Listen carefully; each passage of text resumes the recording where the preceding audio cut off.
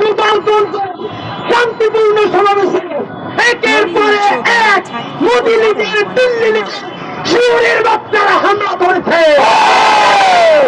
বাংলাদেশ থাকতে গোপালগঞ্জ থাকতে পারবে না।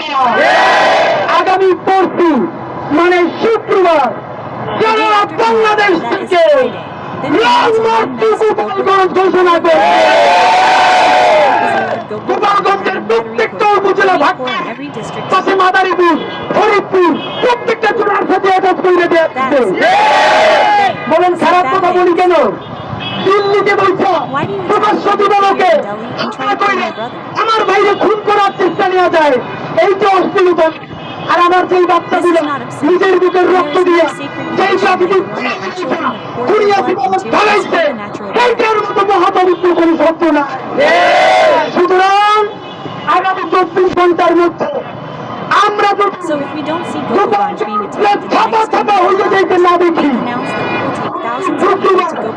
হাজার হাজার মানুষ নিয়ে গোপালগঞ্জের উদ্দেশ্যে লং মার্চ ঘোষণা করেছি। সিদ্ধান্ত হবে বাংলাদেশ থাকলে গোপালগঞ্জ থাকতে পারবে না। গোপালগঞ্জের শান্তিপূর্ণ সমাবেশে একের পরে এক মোদী লীগের দিল্লি লীগের শিবিরের বাচ্চারা হামলা করেছে। আপনাদেরকে স্পষ্ট বলতে এই দেশে বিএনপি আছে, জামাত আছে, এনসিপি আছে, প্রত্যেকের সাথে আমাদের ঝগড়াও আছে। জুলাইয়ের প্রশ্নে স্বাধীনতার সার্বভৌমত্বের প্রশ্নে আমাদের কোন মতানৈক্য নেই। বিএনপি যতক্ষণ বাংলাদেশের পক্ষে তারা আমাদের জামাত ইসলাম যতক্ষণ স্বাধীনতার পক্ষে তারা আমার ভাই। এনসিপির ভাইরা আমার জুলাইয়ের যোদ্ধারা যতক্ষণ পর্যন্ত সততার সাথে ইনসাফের পক্ষে দাঁড়াই থাকতে আমার আপনাদের ততক্ষণ জন্য জীবন দিয়ে আমরা জন্য লড়ব। বন্ধুরা আমার একটা প্রশ্ন করতে চাই, গোপালগঞ্জ কি ভারতের অংশ আপনারা বলেন? যদি গোপালগঞ্জ বাংলাদেশের অংশ হয় তাহলে সেখানের প্রশাসন কোথায়? এনসিপির ভাইয়েরা তোমরা কাউরে মোমবাতি ডাক দিও না, এনসিপির অফিসের সামনেও গোসল মিছিল যাইতো না। এই সরকারে তোমাদের দুই ভাই আছে, হাফিজ মাহমুদ আছে, কাবুল আলম আছে। এই সরকারি ভাইটা যদি তোমাদের সেখানে নিরাপত্তা না থাকে তোমরা ভাবো গোপালগঞ্জের কাছে সারা বাংলাদেশের নিরাপত্তা তাহলে কোথায়? খুনি লীগের সমস্ত খুনিরা ডাকাতগুলা গোপালগঞ্জে নিয়ে আশ্রয় নিচ্ছে।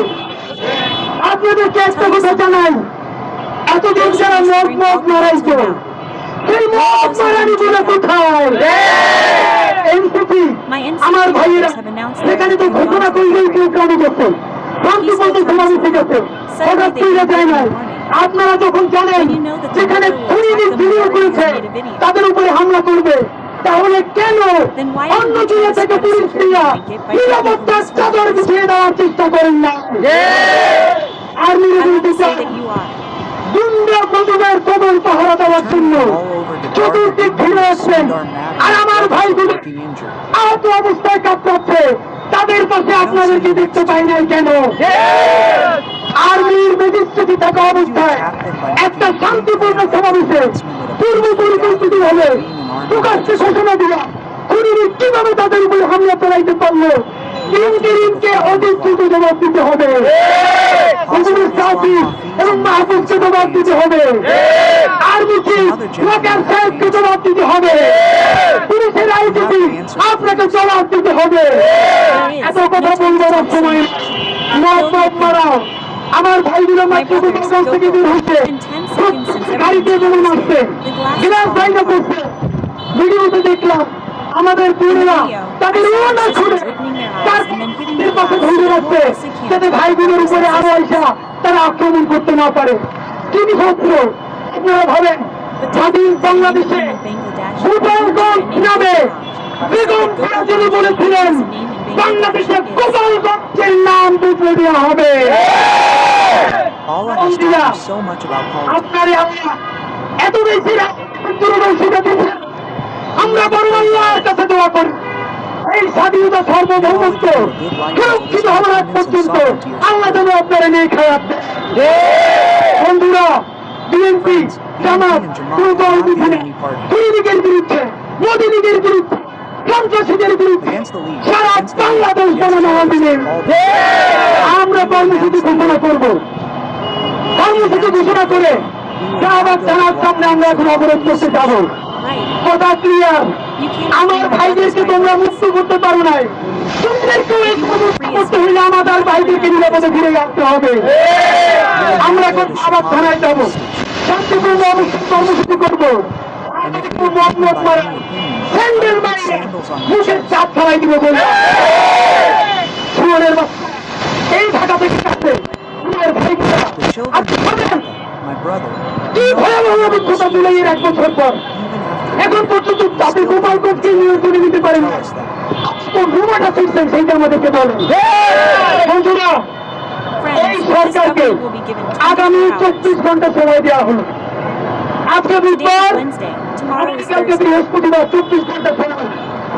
এর মধ্যে ভাইদের উপরে যারা হামলা করেছে তাদের বড়জনার ভিডিও ফুটেজ আছে।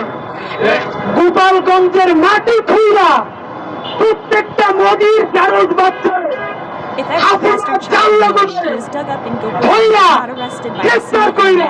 যদি আওতায় না আনা হয় আগামী পরশু মানে শুক্রবার সারা বাংলাদেশ থেকে লং মার্চ টু গোপালগঞ্জ ঘোষণা করে